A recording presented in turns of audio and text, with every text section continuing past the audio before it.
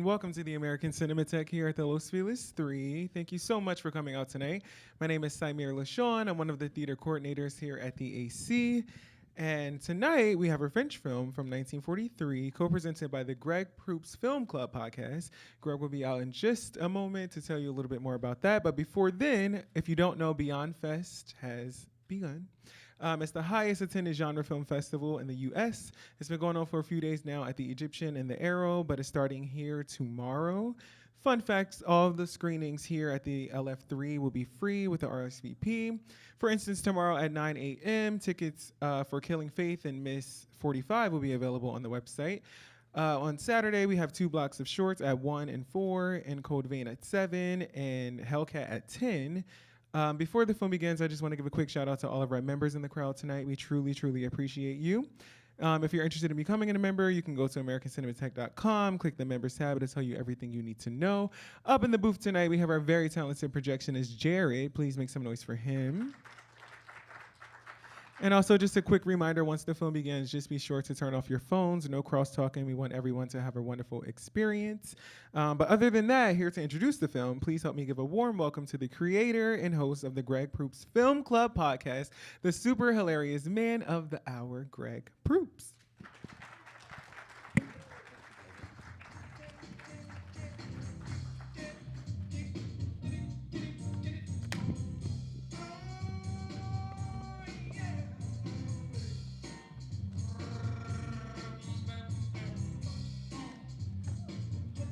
Hooray, hurrah! Once again, the Greg Proops Film Club convenes here in Los Angeles' most glamorous film club location, the Los Feliz 3, here at the American Cinematheque. And tonight we present Henri-Georges Clouzot's awesome thriller from 1943, Le Corbeau. This is where you applaud. Hooray! You know, we show a lot of pictures here, and some of them are more light than others. This one, I think, as you'll find, is right on the money for the day and age that we're living in right now. Jennifer, my wife, who is the curator of the Greg Proops Film Club and picks all of the films. Why does she pick all of the films? Because her taste is fabulous, and her acumen in film is unsurpassed, and also I want my life to be happy. And so I find that I'm much happier when she picks the films because she's a much better person at picking the films than I am, and I'm a little bit better at spieling. And so here we are. And this picture, I think, as I said, you'll find is not only cogent, but trenchant and appallingly to the moment. However, having said that, let's talk a little bit about France, because France is an awesome place, and I think you'll find, despite freedom fries and whatnot, that really we wouldn't exist as a country without France, and that going to see movies in France is an experience I don't think you'll ever surpass.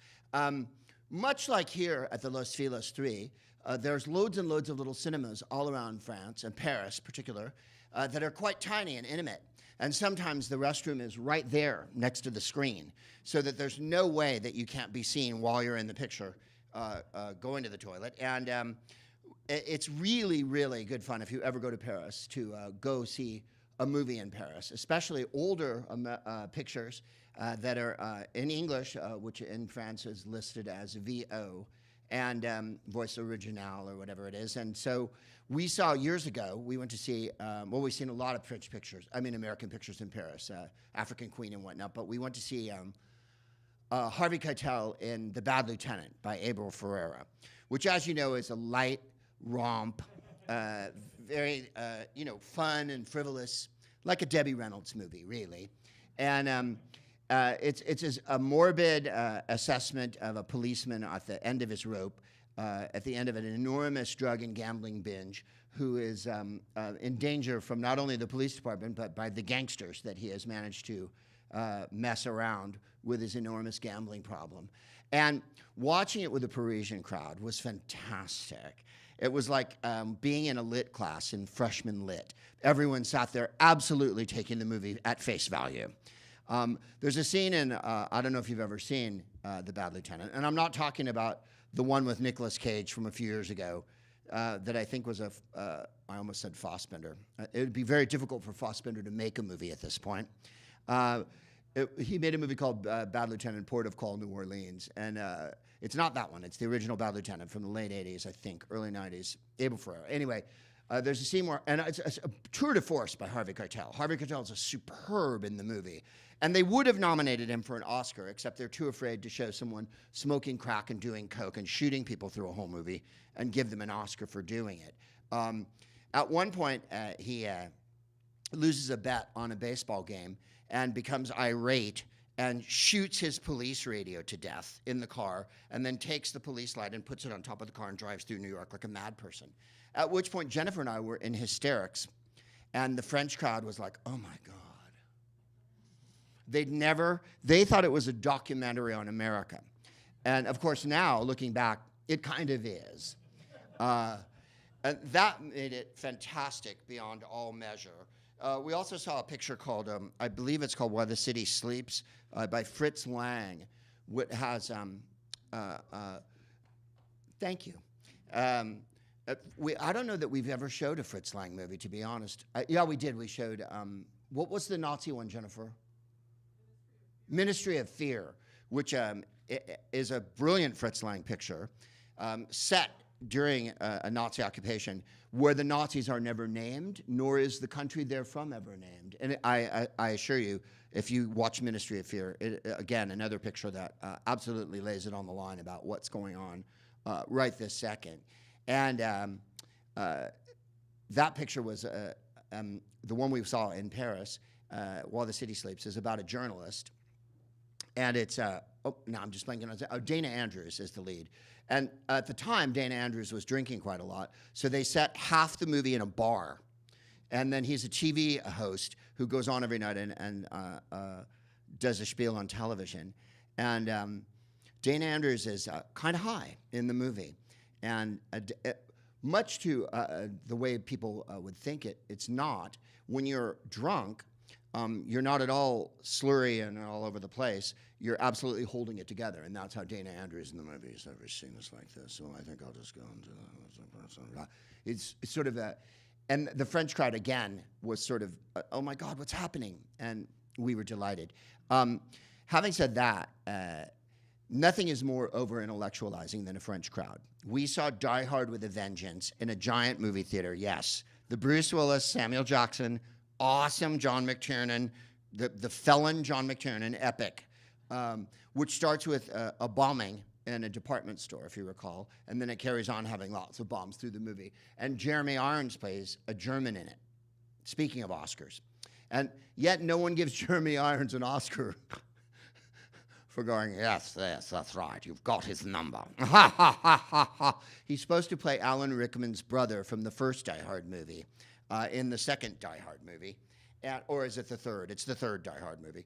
And the French crowd, again, sat aghast through the whole movie, while Jennifer and I, of course, enjoyed the romp that is Bruce Willis and Samuel Jackson kooking it up the whole time, and Jeremy Irons hamming it up harder than anyone's ever hammed before, which is his predilection. What's the one, there's an Allende novel, they're supposed to be in Argentina, is it in the... Yeah, House of the Spirits. And in that one, Jeremy Irons absolutely does Boris Karloff through the whole fucking movie. His idea of a Latin accent is to talk like this through the whole film. Well, I see that the junta is about to take place and that all of us must order a quesadilla. It's just sensational. What has that got to do with this movie? Well, the fact that I'm talking about seeing movies in France, and it's really something that you should do. If you ever get a chance to go to France, take an hour and a half out and go to a little cinema there, or go to one of the giant cinemas and see a giant American schlockbuster with a French crowd, because they're used to it, they know what we're doing, and at the same time, they can't help but be judgmental because they're French. One time we were in Italy, and Jennifer and I were driving along, and there was a car broken down on the side of the road. And they had Vermont plates. So we said to each other, let's just stop and see if they need any help. There was another car there, stopped. and the car was full of French people. And the French people had stopped to help the car, and it turned out to be a couple from America who lived in Italy. And that's who had the Vermont plates. They had brought their car over. And the French people weren't helping them at all. They were rather discussing the situation. So we said, can we give you a lift? And they said, yeah, we'll come back and get our car tomorrow. And the French people still hadn't left. The French people were still discussing what we were doing to help them, as opposed to actually helping them. And I think that's France in a nutshell. They would rather have a discussion than fuck, if you know what I'm saying. You can watch their television shows till the end of time, and it's in the old days especially, it was people smoking on television, just talking about things all the time, and really never getting to the point, because that's not the point. The point is to discuss everything. Whereas here, of course, we pretty much shoot first and ask questions later. So about this film, Henri-Georges Clouzot was a writer and very much an editor. And I think you'll find that the editing in this movie clips right along. Now, when he was working, he lived in Germany at the beginning of his career. And when he was too friendly with Jews, it kind of stalled his career out a little bit. Then, when the Germans came into France in 1939, this picture is made in 1943, in the middle of the occupation by the Nazis of France. So let's call it, I don't know, April of next year. And thank you. The company that funded this picture was a company called Continental Films, and it was a German company. A German man had come into France, a company, and was financing French films so the French could make films during the war. And the German who ran Continental Films was really keen on French movies. And so he gave money to all these French directors to let them make a movie. Well, it didn't go over that well with the public or with other filmmakers, that Clouzot took money and made a picture using German money. However, when you see what the plot of this movie is and what his take is, you'll get where he was coming from. It was produced by Continental Films, and let's see here. When the picture came out, everyone flipped out. The Catholic Church flipped out. The underground in France flipped out, and the Nazis flipped out. And that, I think, is hitting the nail on the head as a filmmaker. When you can literally get everyone to freak out over your movie because they think it's about them. And I think that's Clouzot's genius. A lot of people call him the French Hitchcock, as Jennifer called him today, the French Hitchcock without humor. So he makes a picture, but he gets to the very bone and essence of what all of our weakness is. And our weakness is duplicity and lying and double dealing and all of the terrible things that make humans human. And Clouzot really never lets up on it. Now, we've shown one other Henri-Georges Clouzot picture. We showed a couple of years ago on Halloween Diabolique, which, if you've ever seen, is an absolutely stunning horror film where a woman is gaslighted basically to death by Simone Signoret and her husband, who they pretend they've killed. And it's unrelenting and not a bouncy little musical. And this one, I think you'll find, basically what caused an enormous stir when it came out. It was wildly popular with the people of France, by the way, and they loved it. Everyone else flipped out, and he was banned for life from making movies again in France. Well, a bunch of filmmakers came to his aid. Marcel Carné, who made Children of the Paradise, and of course, René Clair, and Jean-Paul Sartre. And Jean-Paul Sartre, who's an intellectual, you may know, was also Jewish, and helped him get his rep back. So they suspended his lifetime suspension. And in 1947, he was allowed to make films again, and then he went on to make the fabulous Wages of Fear and Diabolique, both of which were remade. All of his movies are remade. This movie was remade, Le Corbeau, The Raven, was remade by Otto Preminger, the 13th letter. Diabolique was remade, I think, who was in it, Sharon Stone or something? And then they remade Wages of Fear as The Sorcerer a few years ago. William Friedkin, I always say a few years ago, in the 70s. They remade Wages of Fear. None of them are as good as the original, of course, because Clouzot has that fantastic claustrophobia that he brings to everything, and the unbelievable, unflagging gimlet-eyed insight that he has into the human condition. So he was banned for life, and then the ban was lifted. Now, part of why it struck such a nerve was that it was denounced for being a little too real, I think is what it was. The people of France in the middle of the war were denouncing Jews. And this is from an article by Natasha Fraser-Casavassoni, whose mother is Antonia Fraser, the historian, on a little piece she wrote on this picture, talking about having seen this movie several times. And I believe that once you see it, you will want to watch it again later on in your life. It was deemed too much for occupied France, where denouncing Jews had become rampant. And to how rampant, one asks, and I shall answer you. To give an idea, there were 3 times the number of letters denouncing Jews than there were Jews. So there we are.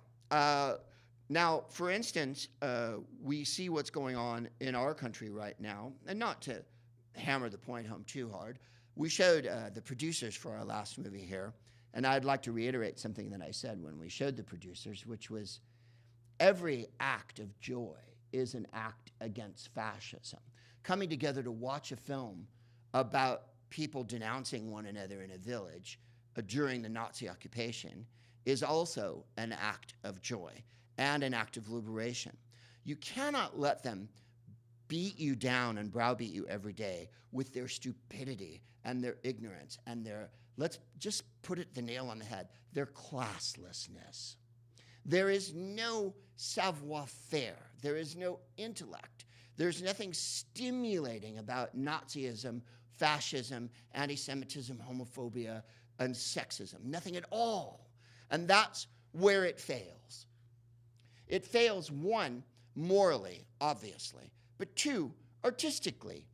There's not any great Nazi art because there's no point in making any Nazi art. They make it, and it's there, and you're bored fuckless by it. Much like listening to Stephen Miller talk, or Orange 47 talk, or Carolyn Levitt, or any of these knuckleheads that are in there, or Pete Hesketh when he's sober enough to fucking ruin the country. All of them have nothing to say because they have nothing informing what they say other than the absolute vile, horrible, chunky briquette that is their heart, right? Informing everything they say. They don't have real feelings because real feelings require emotions and the ability to have empathy and humanity.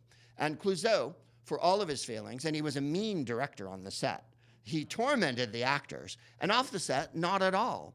There's a story, he made a picture with Brigitte Bardot in the 60s, and he slapped her when they were filming, and Brigitte Bardot fucking slapped him back.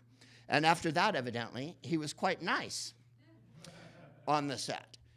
So like Hitchcock, I don't know that he thought a lot about the actors. On the other hand, you'll see the performances he gets out of people and the absolute specificity with which he enacts his art. My point is, there's nothing to be learned from right-wingers, and there's nothing to be learned from Nazis or fascists in any way, other than you don't want to be them. They're ugly, they dress poorly, they don't get laid. That's why they complain about not getting laid all the time. They're perverts and drug addicts. Now, I'm all for perversion and drug addicts. I've promoted it a good deal of my career. However, not that kind of perversion and not that kind of drug addicts. You oughtn't be a drug addict if you're running the country. And the obsession that they have with nice people will give you a real idea of where they're coming from. The fact that this group is so mad at that Vice President Harris, President Biden, and President Obama will give you a real idea of where they lie morally. Because we haven't had politicians in the White House as moral as them in our lifetimes. I assure you of that. I'm quite old, and I know from whence I speak. I was a little child during JFK and Lyndon Baines Johnson, and then I was a tween during the Nixon years. And I guarantee you that Vice President Harris, President Biden, and President Obama were literally everything they say they were. Did they have to do things that were horrible? Yes, every president does. When you're president, there are people who are going to die. But your aim as president is to mitigate that, not exacerbate it by taking away vaccines or cutting off aid to foreign countries or starting wars with different people or going to the UN and acting like a lunatic or whatever. All of those things are, at the very least, unprofessional. And of course, what they really are is looking to destroy all of our lives and everything that we've ever fought for in this country. The fact that people were beaten and weren't able to vote, and that they were able to go to the polling place anyway, and the fact that women and black people and Asian people and American Indians and everyone have given everything they could to make our democracy better, and that they would come in and think they could just knock it down like it's, as Matthew Broderick says in the movie Glory, you think you're going to withhold things because you think it's funny. Well, it's not funny, and they're not going to do it, and we are going to win, and they are going to lose because they haven't any direction whatsoever other than evil. And evil's not a direction. It's just something that people who run movie studios embrace. So, yeah. I noticed the heads of the studios this week were complaining that you may have noticed the bravery of Disney in the last week and watched them go from being worried that one of the 17 people named Jimmy that hosts a late night show said something out of school and therefore they had to cancel him. And then when they realized everyone was not going to watch and subscribe to their $94 a month fucking bullshit Lilo and Stitch thing, that they folded immediately.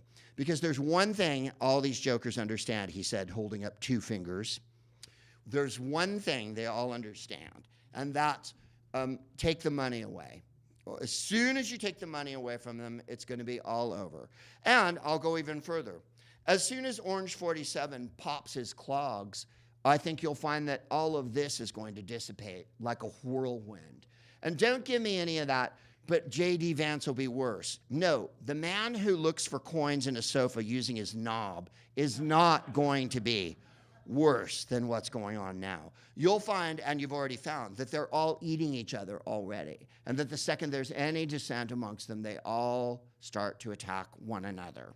And so I leave you with a message of hope, which is that art is always important. However hard it is to fucking laugh, however hard it is to be creative, however hard it is to sit down and write or whatever, you still have to do it. I think of all the people who were artists during World War I, or the 30s, or the 40s, or my own parents, who I didn't particularly like. They went through the Depression in World War II. I told you I was old. And my father, who was also Jewish, fought in World War II. And the FBI came to their house in Brooklyn because he had to be cleared because our family was so fucking German, right? The name is Proops, okay? What can I do? It was festooned upon me. I didn't pick it. People actually say to me things like, did you change your name? Yeah, it was Carson, but that was so ethnic. I wanted a name that sounded like shit and one that I would be sure to be made fun of every day of my life as a child. No one chooses the fucking name Proops, okay? Why didn't you change it? Fuck you, that's why. You anti-Semitic piece of shit. So they came to my grandparents' house in Brooklyn on Bay Park Way. The FBI came to interview them because my family spoke Yiddish, which is almost all German, as you know, and some Russian and Slav and whatnot. And they all spoke German as well. And they had to be cleared just so he could be in the Coast Guard in World War II. So when I see people going, oh, Zionism's the worst thing that ever happened in the world, you may want to rethink that a little bit. And the other thing you might want to do is open a book and read it, particularly books about history, because I think you'll find that you need a little more perspective than that. And that the kind of thing that you're fed on the interweb and on your magic box here isn't vetted and fact-checked as strenuously as it might be. But why should we believe you, Greg? Because I have no ulterior motive. I have no motive other than to bring you awesome films that my wife chooses and that we might have a couple of fucking laughs together every once in a while and see a great picture. Now, this picture is not a laugh riot tonight, but I think you'll be moved by it more than anything else. And if there is any inspiration to be had, let's get it from Robert Redford, who is swirling in the stars tonight. And by the way, a terrible week for sexy people. Claudia Cardinale and Robert Redford. I mean, God damn it. I think of what the horrible fascist Kennesaw Mountain Landis, who was commissioner of baseball in the 20s, said, "Why did God have to take a thoroughbred when there are so many down here we could spare?" Right? Robert Redford and Claudia Cardinale. At no point at any time were you not less than absolutely enchanted and delighted by them. They're so sexy. They're so funny. They're so offhand. And both, by the way, screaming do-gooder liberals who helped other people their whole lives. And that gives you tonight's lesson, which is, if you're Robert Redford and you swirl off into the stars, he's beloved. No one has said a word about Robert Redford that was an absolute ladling on praise onto him. And Claudia Cardinale the same way. She was vivacious, sexy. She spoke a bunch of languages. She was a feminist. She fought for abortion. She fought for women's rights. Robert Redford helped other artists in the cinema, in the theater as well as starting the most famous independent film conflagration that was ever put together, confabulation, and eventually a conflagration, Sundance. And so how can you say anything bad about them? They were in show business, which in it of itself isn't evil, but evil can come of its ways, as they say in Beyond the Valley of the Dolls. And they didn't let that happen. They delighted us with the air that they went through. And yes, they had to live through fascism and the 60s and all the turmoil and Suris and Michigas of the 60s and 70s. And by the way, it was shitty then too, you guys. If you're young and you're like, oh my God, it's never been this bad, it's been this bad. This movie's set when it was this bad. So let that be the weather balloon that buoys you up into the sky as you trail off of it. Let that be the bouquet that catches your olfactory faculties and lets you inhale the dizzying perfume that is hope and freedom. Because it has been this bad a million times, and it will be this bad a million times again. This is Earth, and it's full of fucking people. But we have art, and we have each other, and we have pictures, and we have people like Georges Clouzot, who made this genius movie. And tonight I give it to you, Le Corbeau from 1943.